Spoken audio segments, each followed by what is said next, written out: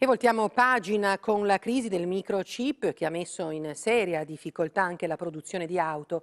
Ma per capire da dove nasce siamo andati a Volpiano, alla SPEA, una delle aziende leader mondiali nelle macchine che testano questi componenti. Vanni Caratto. Intere filiere produttive che si fermano perché mancano i microchip, la rincorsa ad aumentare la capacità produttiva mondiale, aziende che colgono da una crisi un'opportunità.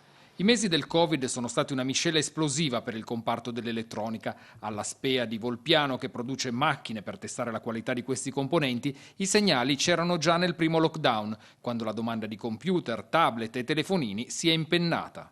Questo ha causato un aumento notevole di produzione di microchip e quindi noi abbiamo visto un picco di richiesta di macchinari per quel settore lì.